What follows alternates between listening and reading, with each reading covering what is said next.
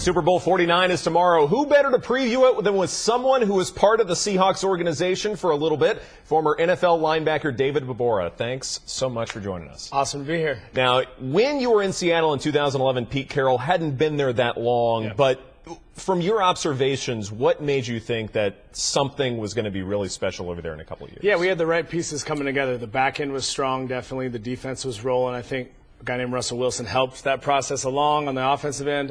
But as you saw last year's Super Bowl, the front four, they got the right guys to maximize what the back end can do so that the front four could put the pressure on the quarterback. And you got to see the infancy of the Legion of Boom, as it were. Talk about that. Yeah, no, I mean, those guys, it's funny. People ask me all the time, back in 2011, who is the one Seahawk player you would take on your team with you if you had to leave?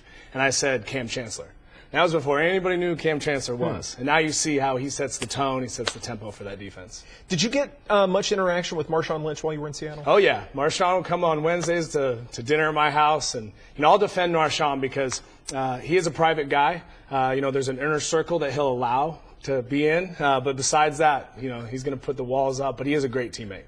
And talk about him, I guess, a little bit more within the locker room. You feel like that this guy minimizes distractions, perhaps takes things away from other guys whenever he's talking to the media. Marshawn likes to be in control, and I think everyone's very aware of that. And I think that he wants to kind of insulate himself, and part of that's probably from some prior things that he'd like to clean up out of his past. And he just likes to insulate himself from potential distractions. And he is definitely a great team player and someone that wants to make sure that he doesn't let the light shine on him any more than his teammates. Let's talk a little bit about the Patriots. They've had a lot of distractions above and beyond just Deflategate. Do you feel like that there's some point when it gets to be too much for a player?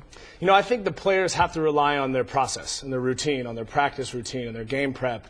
And outside of that, things happen, life happens. There's plenty of things that will always pop up, whether it's a fire alarm or something in the media, and you got to be able to really put the blinders on. Quickly, who do you like in the Super Bowl? I think it's 27-24, and whoever has the ball last is going to probably be that person. But I'm going to say probably Hawks. I'm going to say Hawks. I think Pats come out early, and the Hawks end up getting it done at the end. Fair enough.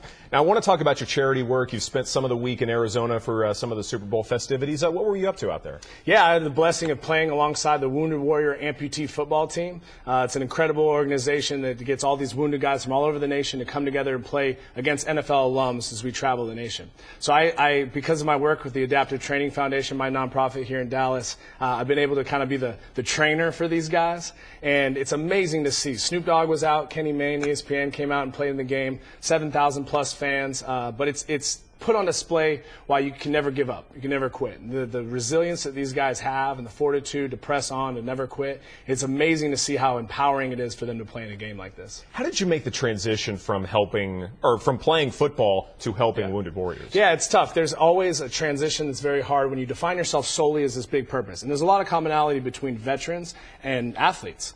Because you have this sole purpose. But then what? Like when I went from playing in front of 80,000 people at CenturyLink to playing in front of just, no one just watching it on the couch, it was very hard for me. So now that I found this passion in serving these veterans, I think there's a beauty in them being able to redefine themselves, take that back up their pack, and get back in the fight. Any particular story that really touched you while doing this work? Yeah, Travis Mills, quadruple amputee, unbelievable spirit, unbelievable will in this guy, and he makes everybody at my gym at Performance Vault a little bit better. The NFL guys, when they see a guy with no arms, no legs doing a 100-pound sled pull, they can't really complain about their pinky toe being sore anymore. Make sure to let all the other NFL guys know about that in terms of keeping it tough. Yep. Anything about your football background that helped you prepare for the work that you're doing now? Yeah, I think, anytime you suffer adversity, and I had plenty of adversity, whether it was being the last pick of the draft, which I really used and kind of used it as a platform to propel my career, the drug test that I ended up being exonerated for 2 years later in federal court. These are all things that life happens, and you can't marginalize the benefit of adversity. So similarly to these warriors, and what we're trying to do through the foundation is restore, recalibrate, redeploy. And we're going to find ways to compete and find ways to tap into that physicality, because through that, it does a whole lot for right here. Real fast, I know you mentioned earlier that Scott Linehan recruited you. Yeah. We talked backstage about Scott Linehan recruiting you. Do you feel like that he's put the Cowboys in a good position now? He's an unbelievable coach, a great coordinator. I think him and Tony work really, really well together. We saw that this year. And Vandal Pride, Idaho Vandal right there, he held on to me. Nicely done. David, Always a pleasure. Thank you so much. Thank you. If people want to go to adaptivetrainingfoundation.org, we'd love to have you to come and support. Come by, see these Warriors firsthand. It's an unbelievable experience to work with heroes every day. Good stuff. And I'm Edward Egros, Fox 4 Sports.